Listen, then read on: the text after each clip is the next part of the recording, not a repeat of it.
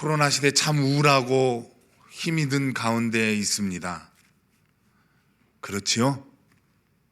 그러나 우리는 오직 예수께서 우리에게 힘 주시는 그 은혜 없이는 살 수 없는 자들입니다. 그 은혜에 힘입어 오늘 우리를 이 자리에 있게 계신 하나님께 참 감사하는 시간 되시기를 바랍니다. 미 연구진들이 이런 발표를 했습니다. 지금까지 사망자가 한 600만 이렇게 통계적으로 이야기를 하고 있지만 실제적으로는 3배가 넘을 것이다. 그러면 한 1800만이 넘는다는 이야기가 되는 겁니다. 참 안타까운 일입니다. 가슴 아픈 일입니다. 우리는 하나님의 피조물이기에 똑같은 그 하나님의 마음을 담아 그 아픔을 느끼고 또 같이 함께해야 하는 이유가 분명히 있습니다. 소중한 일터, 누군가에게는 소중한 가족을 잃었습니다. 그들의 아픔이 우리의 아픔으로 다가오지 않는다면 우리는 주님의 고난과 주님의 그 사랑을 받은 자들로, 그 길을 걸어가는 자들로 살지 못한다는 것입니다. 이 사순절 기간 우리는 조금 더 특별한 시간을 갖기를 바라봅니다. 하나님의 그 고난이 우리에게 참된 구원과 기쁨과 감격이 되었듯이 이웃의 그 고난과 슬픔과 아픔이 우리에게는 똑같은 그 눈물의 기도가 되어야 할 줄로 믿습니다. 이 혼란한 가운데에서 우리가 구원하는 참된 믿음을 바라보아야 할 때입니다. 그 참된 믿음을 소유하고 그 믿음의 은혜대로 살아가야 하는 귀한 시간을 살아가야 할 때입니다. 이스라엘도 분명 이 전쟁 또 공포와 두려움으로 사로잡혔던 시간이 있었습니다. 하나님을 배도하고 다른 우상신들을 섬기고 이방 민족이 행하던 그런 관습과 바램대로 살아가고자 하던 그들에게 하나님께서 징계하시던 때가 있었습니다. 그들은 바로 바벨론으로 포로로 끌려가기 시작했습니다. 결국 576년, 주전 576년에 남유다가 결국 다 멸망했습니다. 그 멸망하는 가운데 하나님께서는 귀하고 귀한 하나님의 사역자를 세우셨는데 그는 어린아이였습니다. 말도 할 줄 모르는 아이였습니다. 예레미야 다 기억하시죠? 눈물의 선지자로 다 우리 알고 있습니다. 그 시대의 눈물을 담아 하나님의 말씀을 대언하도록 세운 귀한 사람이 예레미야입니다. 세차라에 걸려 포로로 끌려간 그 백성들은 희망을 가질 수밖에 없었습니다. 잠시 잠깐 고통도 고난도 있고 하나님께서 우리를 구원하시고 하나님께서 우리를 다시금 예루살렘으로 돌아가게 하실 것이다 라는 이 기대와 부흥을 가지고 있었습니다. 그러나 그들에게 돌아온 건 무엇입니까? 백성들이 받아들이기 힘든 이야기만 예레미야는 선포합니다. 그런 예레미야는 다른 선지자들에게는 아주 가십거리였습니다. 골칫덩어리였습니다. 그러나 그 예레미야는 결국 그 백성들에게 이렇게 이야기합니다. 너희가 끌려간 그 땅에서 집을 짓고 가정도 이루고 농사일도 하고 그곳에서 평안하게 잘 살아라. 받아들일 수 있겠습니까? 참 어려운 일입니다. 믿음의 관점으로 하나님께서 다시금 회복하고 그 모든 것을 돌이키고 해야 할 것이라는 그런 기대와 희망이 있는 이들에게는 절망과 같은 순간입니다. 아무것도 보이지 않는 그런 상황으로 다시금 내밀어 버렸다는, 버림받았다는 그 생각을 분명 가졌을 것입니다.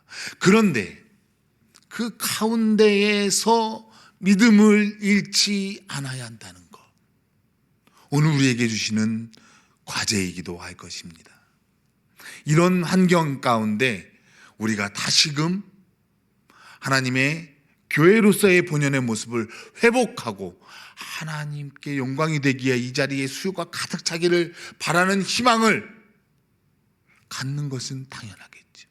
그러나 분명 우리가 확고하게 알아야 할 것은 하나님의 말씀을 들은 백성들이, 예레미야의 그 작은 입으로 들은 백성들이 하나님의 말씀을 온전히 깨달아야 한다면, 하나님의 말씀을 완전히 받아들이고 그 말씀대로 신실하게 겸손하게 자신들의 처분을 하나님께 맡기고 의탁하는 신앙인으로 서게 된다면, 우리도 분명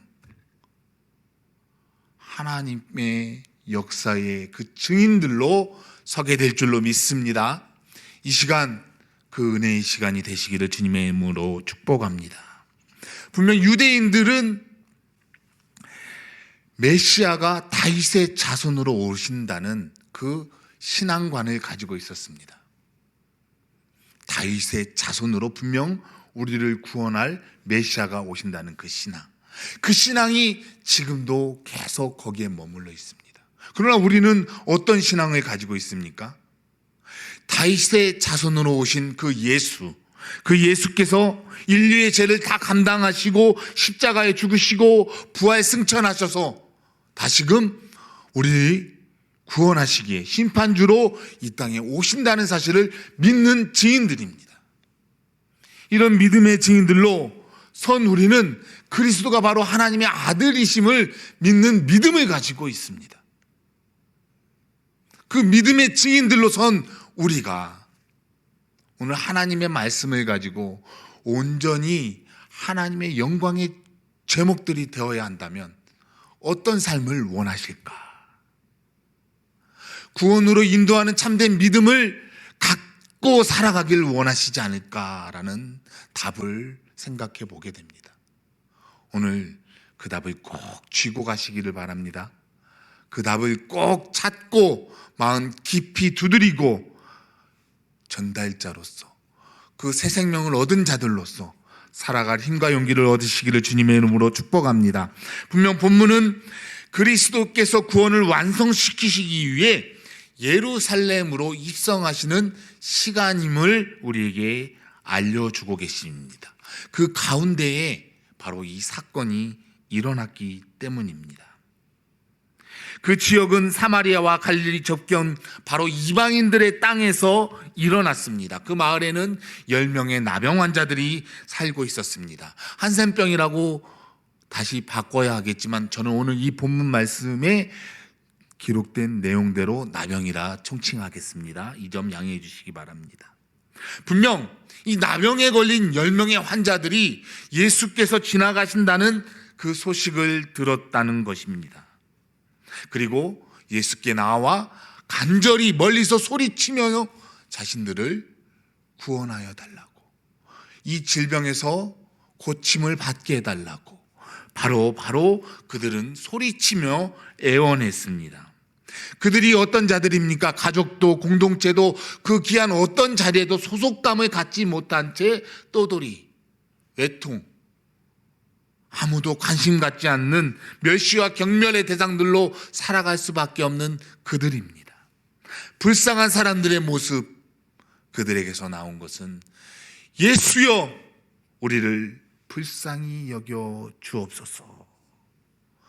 그렇게 외치는 그들에게 주님께서는 제사장에게 가서 너희 몸을 보이라고 말씀하셨습니다. 그런데 그 말씀을 듣고 나아갔던 자들이 가는 도중에 고침을 받았다고 말씀하고 있습니다. 그리고 9은 돌아오지 않고 10 중 하나만 주님께로 나와 감사를 표했습니다. 하나님께 영광을 돌렸습니다. 그 사람이 사마리인이었다고 우리에게 말씀하고 있습니다. 믿음의 첫걸음이 무엇이라고 생각하십니까? 믿음의 첫걸음. 저는 오늘 이 본문에서 13절 말씀에서 소리를 높여 이르되 라는 말씀을 주목해 볼 수 있습니다. 바로 믿음의 첫걸음은 간절한 부르짖음입니다. 간절한 부르짖음. 이것이 무엇입니까? 나 스스로를 의지하지 않고 그 무엇도 따르지 아니하고 죄에 몸부림치며 나를 온전히 구원하실 분은 예수라는 그 간절한 부르짖음, 그 부르짖음이야말로 믿음의 첫걸음인 줄로 믿습니다. 이들은 가족으로부터, 이웃으로부터, 민족으로부터 떨어져 나간 아주 고통스럽고 외로운 사람들입니다. 병에 걸려 온몸은 녹아내립니다. 무엇 하나 제대로 사람 구실할 수 없는 자들로 뭉쳐있는 자들입니다. 사회로부터 완전히 격리됐습니다. 시간이라고는 절망의 시간, 죽음을 기다리는 시간, 온전히 하루하루 연명하기 바쁜 그저 불쌍한 자들입니다. 아무도 관심 갖지 않는 그들을 치료하시는 분은, 그들을 구원하시는 분은 오직 예수시라는 사실로 이들은 무장되었습니다. 그 믿음이 있었기에 소리 높여 예수여 나를 불쌍히 여기소서, 예수여 나를 긍휼히 여기소서. 이것이 믿음입니다. 이 믿음을 가진 우리는 이 시대를 맞이해 간절히 하나님께 기도해야 할 줄로 믿습니다. 소리 높여 주님 우리를 불쌍히 여겨 주시옵소서, 우리 이웃을 긍휼히 여겨 주옵소서, 하나님의 피조물들을 불쌍히 여겨 달라고 분명 우리 또한 믿음을 가졌다면 기도해야 할 줄로 믿습니다. 코로나 시대에 방황하는 것이 아니라, 방치하는 것이 아니라, 방관하는 것이 아니라 시간 나와 하나님께 기도하실 수 있기를 바랍니다. 사람은 다 잃었을 때, 앞이 보이지 않을 때, 절망과 고통 가운데 있을 때, 신음할 때 바로 구원을 얻을 때라고 성경은 말하고 있기 때문입니다. 지금 많은 사람들이 고통당하고 많은 것을 잃고 보이지 않는 시대를 맞이해 살고 있는 이때가 바로 구원을 얻을 때라는 거예요. 그 믿음의 전달자의 역할을 잘 감당하실 수 있기를 바랍니다. 분명 이들의 발걸음을 내디딘 10명의 나병 환자들은 제사장에 가서 몸을 보이려고 출발했고, 출발하던 도중에 중간 어느 시점인지는 모르지만 그 가운데에 고침을 받았다고 기록하고 있습니다. 근데 이들이 나아갈 때 불신했지 않았을까요? 왜 치료약도 주시지 않고, 왜 아무런 것도 해주시지도 않고 제사장에게 가라고 했는가? 우리 이성으로 따지면은 아마 그러할 자들이 많이 있을 겁니다. 어떠한 방법 자체를 되묻지 않고 그저 아무것도 아닌 이 상황에서 포기할 사람들이 많이 있었을 것입니다. 마치 나아만 장군처럼 아무것도 안 했잖아요. 손을 들어 나의 병 고침을 받을 것이라고 기대했던 그는 다시금 돌아가려고 했습니다. 그러나 극구 말렸던 자는 그의 부하였습니다.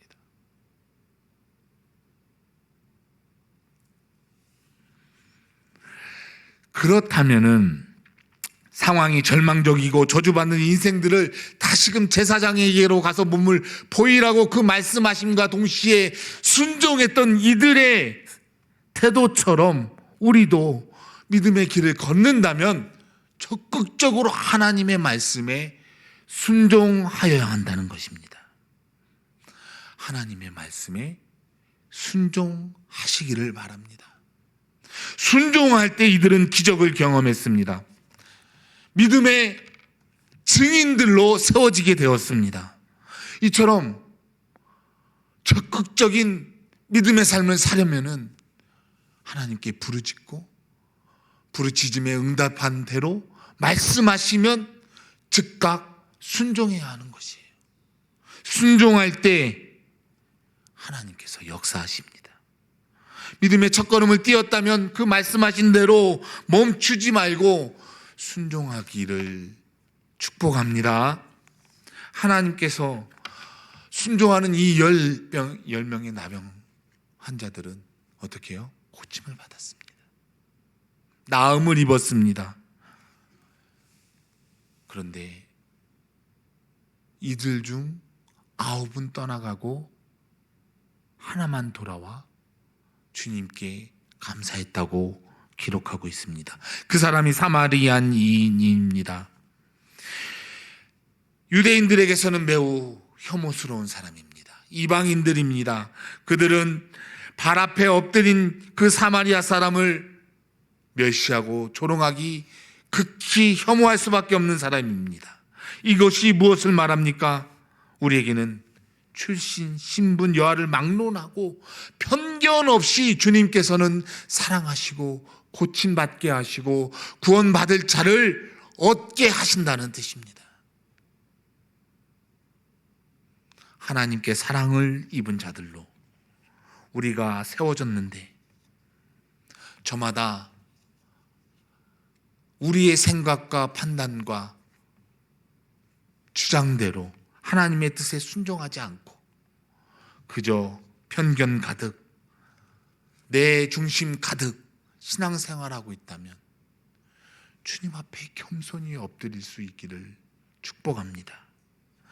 제사장에게 가는 것은 아주 중요했습니다. 병의 고침으로부터 해방되었음을 절차상 선언하는 순간이었기 때문입니다. 그래야지 다시금 공동체로, 가족으로 돌아갈 수 있었기 때문입니다.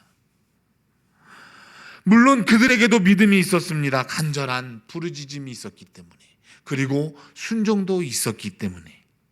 그러나 치유를 경험한 9에게는 단 한 가지가 빠졌습니다. 무엇이겠습니까? 감사가 빠졌어요. 주님께로부터 은혜 받고 구원함을 입은 주의 자녀들이 감사하지 않는다면 아무 소용이 없는 거예요. 받은 그 은혜에 응답하지 않고 보응하지 않는다면 아무런 소용이 없음을 오늘 말씀은 우리에게 깨닫게 하십니다. 그 9은 주님 앞에 나와 감사하는 것을 잃어버렸습니다. 이것이 무엇입니까? 예수님과의 만남을 자신의 필요로만 채우기 위해 이 자리에 나온 많은 사람들이 그저 자신이 필요로 원하는 방식으로 주님을 섬기고 봉사하고 따르고 있다면 다시금 돌이키라는 말씀이에요. 예수님의 능력과 구원을 믿지만 온전한 구원의 주로, 우리를 온전케 하시는 믿음의 주로 믿지 않게 되는 결과로 이어진다는 것입니다. 이들은 성숙하지 못한 신앙인으로 살게 됩니다. 밖에서는 비방하고 조롱하고 험담하는 대상으로 전락하게 됩니다. 왜? 세상이 요구하는 방식대로 그대로 살 수밖에 없는 삶을 살아가고 있기 때문에. 감사가 빠지면은 온전히 나 중심적인 신앙생활로 치부될 수밖에, 빠질 수밖에 없게 되는 것을 오늘 본문이 우리에게 보여주고 있기 때문입니다. 주님께서 말씀하심에 순종도 했고 부르짖었고 그리고 기적도 체험했지만 결국 채갈 길로 가는 거예요. 하나님께 영광을 돌리며 주님 앞에 나와 감사하며 주를 따르는 것이 아니라 거기까지만 가고 채갈 길로 가는 것입니다. 주님께서 이렇게 물으셨습니다. 18절에 이 이방인 외에는 하나님께 영광을 돌리러 돌아온 자가 없느냐?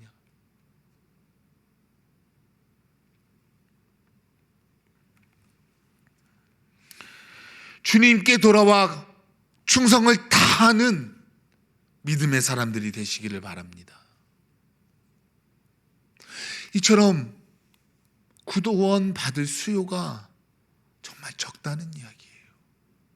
열의 9이 같다면 믿음의 자녀들로 부름받은 주님의 몸된 이곳에 열의 9은 도망간다는 얘기잖아요.